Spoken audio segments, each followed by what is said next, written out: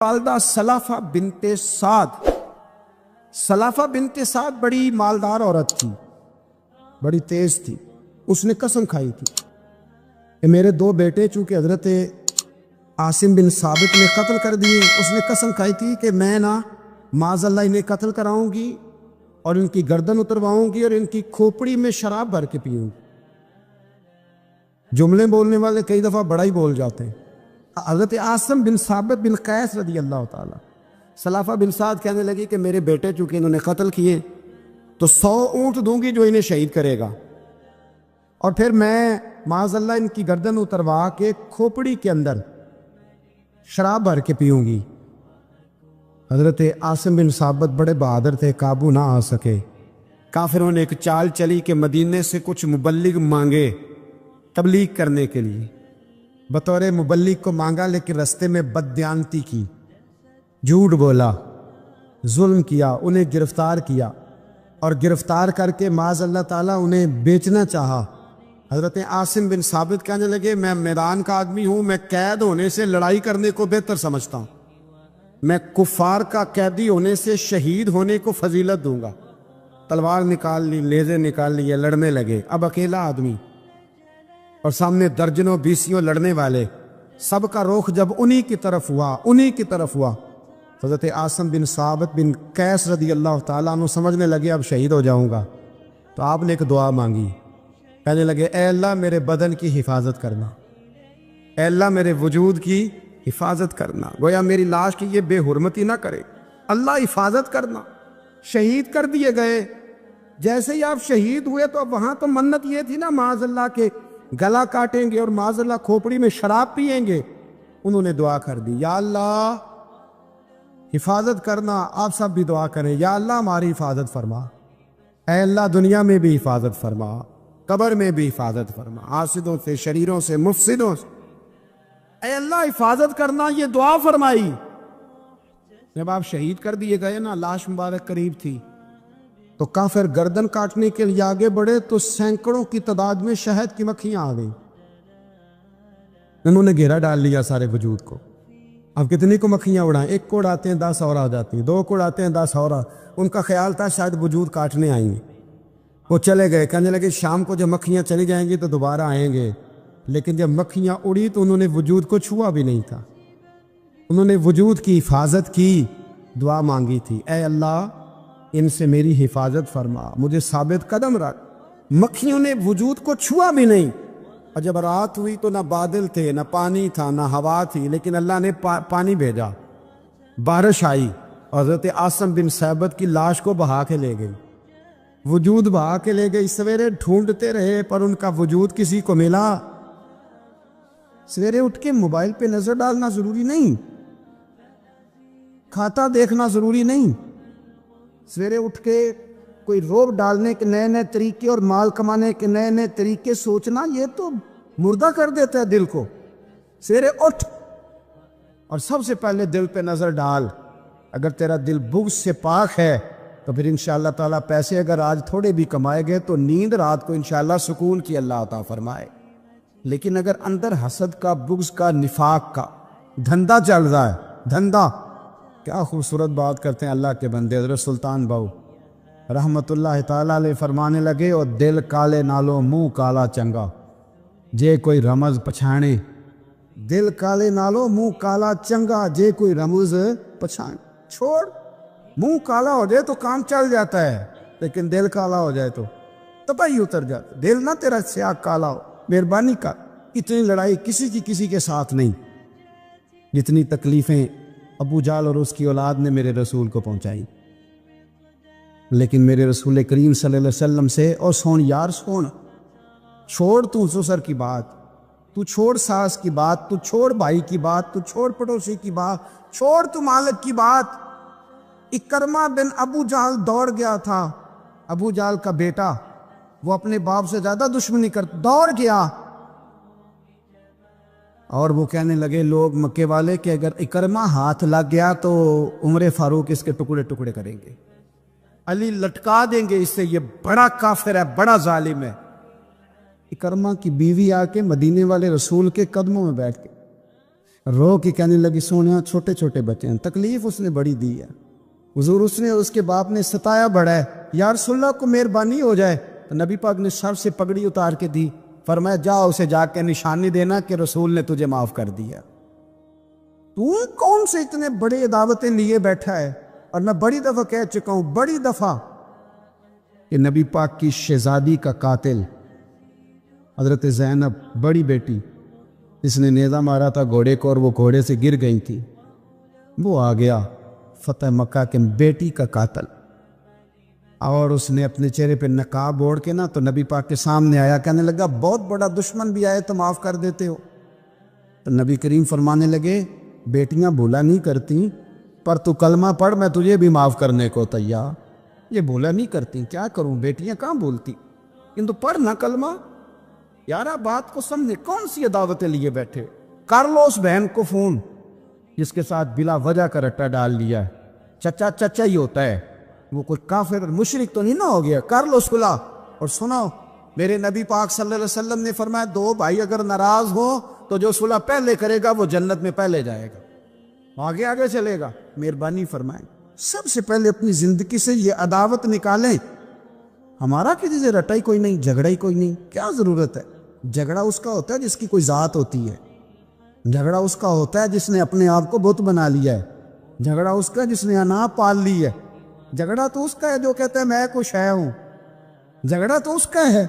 لیکن اگر میرے بھائی تیری ذات کوئی نہیں، تیرا رٹا کوئی نہیں، تو پھر حضرت سیدنا بلال حبشی حضرت ابو ذر غفاری سے ناراض ہو گئے تھے۔ بلال کا رنگ کالا تھا، ابو ذر غفاری کا گورا تھا۔ بلال مزدور آدمی تھے، ابو ذر غفاری سردار تھے۔ بلال حبشن کے بیٹے تھے، وہ چودھری کے پتر تھے۔ لیکن نبی پاک صلی اللہ علیہ وسلم نے فرمایا ابو ذر میں تب راضی ہوں اگر تجھ سے بلال راضی ہو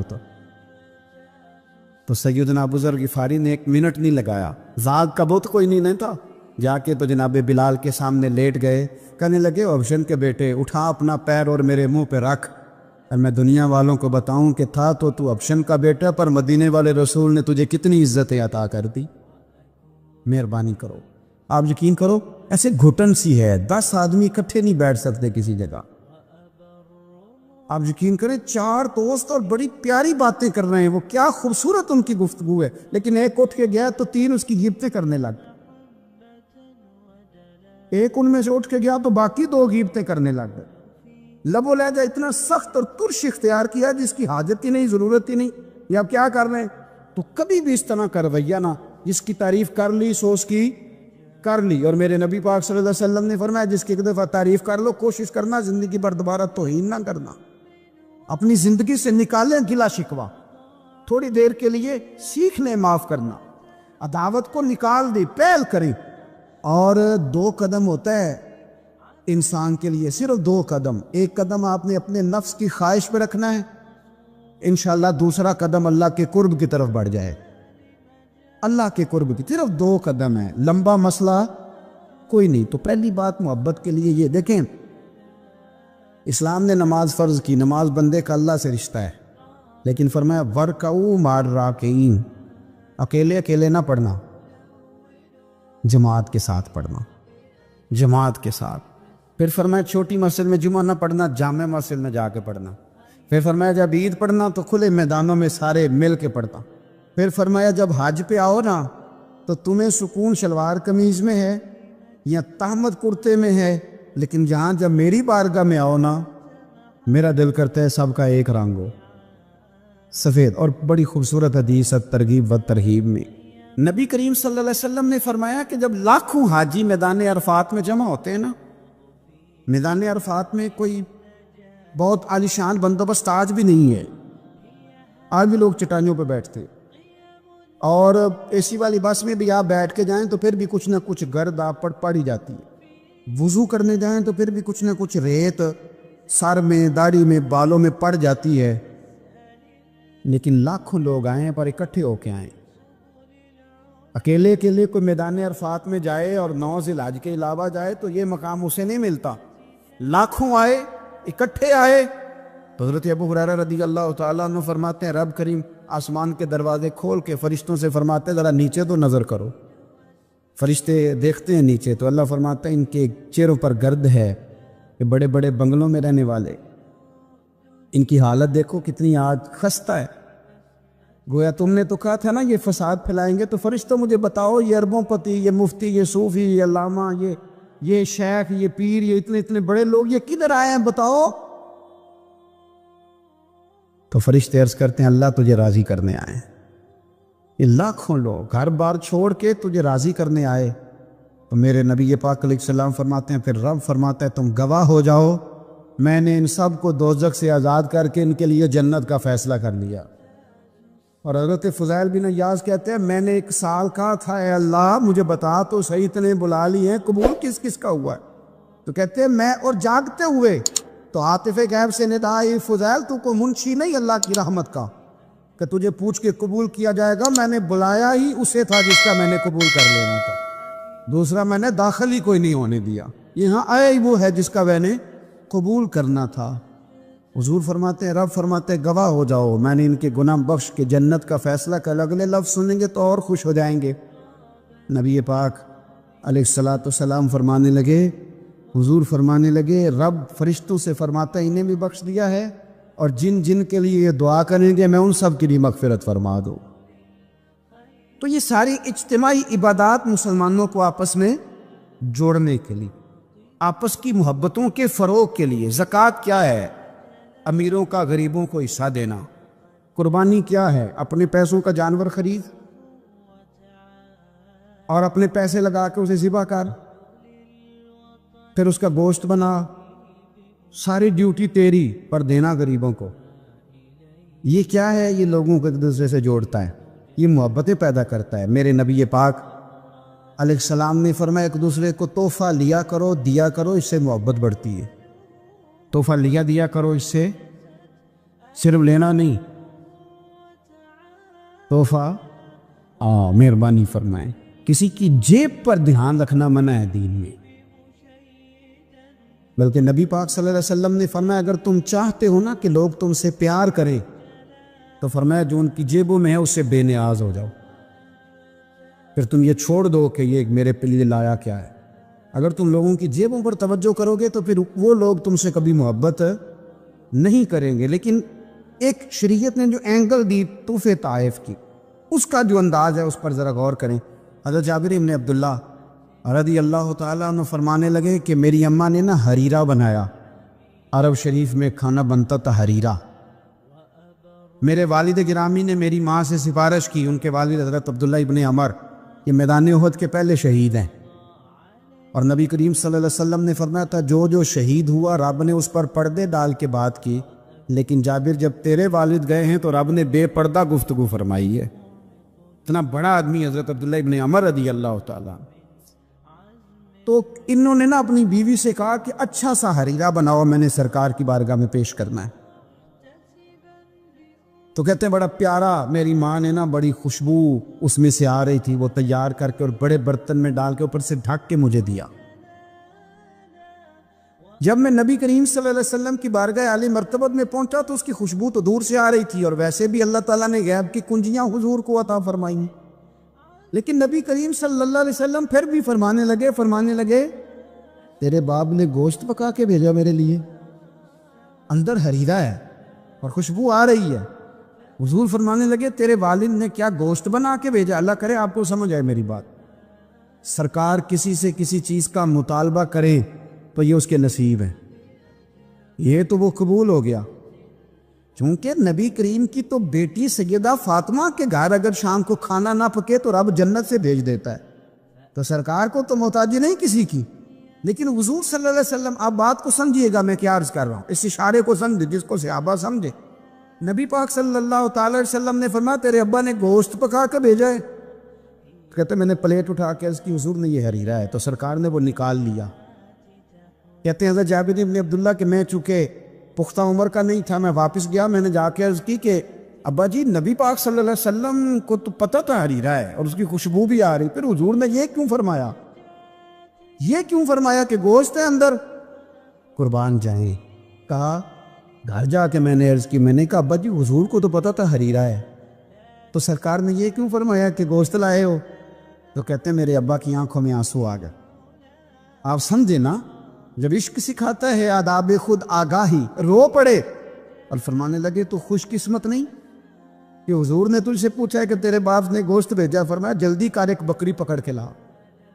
کہتے ہیں میں باڑے سے بکری پکڑ کے لایا، میرے ابا نے اسے بنایا اور بڑے پریم سے گوشت بنایا اور میری ماں نے پکایا اور پھر برتن میں ڈالا۔ کہتے ہیں غروب آفتاب ہونے والا تھا جب میں وہ کھانا لے کے گوشت لے کے در رسول پہ پہنچا، اور جا کے جب میں نے پیش کیا تو حضور نے نہیں پوچھا کیا لائے ہو، اب نہیں پوچھا۔ جب عشق سکھاتا ہے آداب خود آگاہی، پھر کھلتے ہیں غلاموں پر اسرار شہن، اب نہیں پوچھا کیا لائے ہو، بلکہ کہتے ہیں میں نے جا کے رکھ دیا تو سرکار فرمانے لگے اللہ تجھے، تیری ماں کو، تیرے باپ کو میری طرف سے بھی بہترین جزا عطا کرے اور سارے نبیوں کی طرف سے بہترین جزا عطا پر۔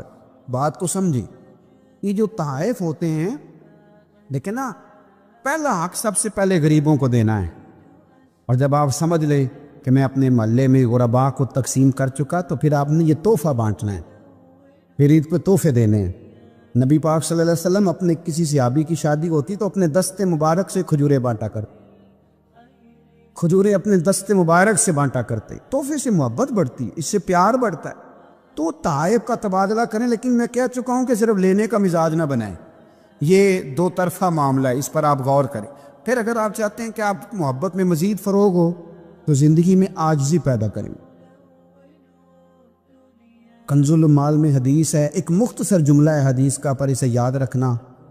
نبی پاک صلی اللہ علیہ وسلم نے فرمایا ہر چیز کا کوئی پھل ہوتا ہے، آپ کوئی کام بھی کرتے ہیں تو اس کا کوئی رزلٹ نکلتا ہے، پھل ہوتا ہے۔ تو نبی پاک علیہ السلام نے فرمایا یہ جو عاجزی ہے نا، اس کا پھل محبت ہے، تم اگر عاجزی کرو گے تو پھر اس کا پھل محبت ہے، جھک جائیں، جھکنے سے رشتے مضبوط ہوتے ہیں۔ کبھی سسر کو بھی معذرت کرنی پڑے تو یہ کوئی مشکل کام نہیں، غلطی ساس سے بھی ہو ہی جاتی ہے، ڈٹ نہ جائیں، آڑ نہ جائیں۔ کیا نبی کریم صلی اللہ علیہ وسلم اپنے صحابہ سے معذرت نہیں کرتے تھے؟ کوئی تصور کر سکتا ہے کہ سرکار غلطی کریں گے؟ نبی پاک کے لیے جو گناہ کا گمان کرے وہ گمراہ ہے، لیکن صحابی صفے سیدھی کراتے ہیں، ان کے پیٹ میں نبی پاک کا تیر لگ گیا تو حضور نے فرمایا نہیں مجھے اللہ کی رضا کے لیے معاف کر دے۔ وقت وصال حضور نے اعلان نہیں فرمایا کہ مجھ سے کوئی کسی شخص کو تکلیف پہنچی ہو تو بدلہ لے لے، تو کیا ابا جی غلطی کر ہی نہیں سکتے؟ کیا حضرت صاحب سے غلطی ہوتی نہیں؟ استاد صاحب اب معصوم ہو گئے؟ تو نیچے اترے تھوڑا سا، اگر آپ نے رشتے بچانے ہیں تو نیچے اتریں، ورنہ یاد رکھ لیں زندگی میں تنہا رہ جائیں گے۔ جسے جھکنا نہیں آتا اس کا کوئی رشتہ قائم نہیں رہتا۔ معاشرے کے اندر سکھی وہ شخص ہوتا ہے جسے دنیا سے پیار ملتا ہے، جس کا کوئی بھائی ہوتا ہے، جس کا کوئی بیٹا ہوتا ہے، جس کے ماں باپ ہوتے ہیں، جس کے دوست احباب ہوتے ہیں۔ انسان اللہ کی بنائی ہوئی مخلوق سے سکھ پا کے سکھ ہی رہتا ہے، اور اگر اسے مخلوق سے سکھ نصیب نہیں ہوتا، کم لوگ ہوتے ہیں جو صوفیاء ہیں، جو بزرگ ہیں، جو مخلوق کے سکھ کی امید نہیں رکھتے، لیکن میں بالعموم بات کر رہا ہوں، عوامی سطح پر لوگوں کو ضرورت ہوتی ہے کہ میرا بیٹا میرا فرما بردار ہی ہونا چاہیے۔ خاتون یہ چاہتی ہے کہ اس کا شوہر اس کا کچھ نہ کچھ خیال رکھنے والا ہی ہونا چاہیے۔ خامد یہ تمنا کرتا ہے کہ میری بیوی میری خدمت گزار ہی ہونا چاہیے۔ تو یہ ساری چیزیں اس وقت معاشرے کے اندر پیدا ہوتی ہیں جب انسانوں کا انسانوں کے لیے پیار بڑھ جاتا ہے، جب وہ بہت ساری چیزوں کو درگزر کرنے لگتے ہیں، جب وہ خود محبت کو فروغ دیتے ہیں۔ قرآن مجید فرقان حمید نے ارشاد فرمایا کہ انما المؤمنون اخوہ۔ سورہ حجرات کے اندر اللہ فرماتے ہیں کہ یہ جو مومن ہے نا، یہ آپس میں بھائی بھائی۔ کتنا وسیع قرآن پاک نے اس عنوان کو کر دیا، کتنا زیادہ وسیع کر دیا۔ برادری کی، رنگ کی، قبیلے کی، علاقے کی ساری قید سے نکال کر فرما دیا کہ جس نے جہاں بیٹھ کے بھی نبی پاک علیہ السلام کا کلمہ پڑھا ہے وہ تمہارا بھائی بن گیا، جہاں بیٹھ کے۔ اقبال کہنے لگے بازو تیرا توحید کی قوت سے قوی ہے اور اسلام تیرا دیش ہے، اس لیے کہ تو مصطفی ہے۔ جب لوگ قدورتیں پالنے لگ جاتے ہیں نا، نفرتیں، حسد، بغض، عداوت، کینہ پروری، تو ٹھنڈی جگہ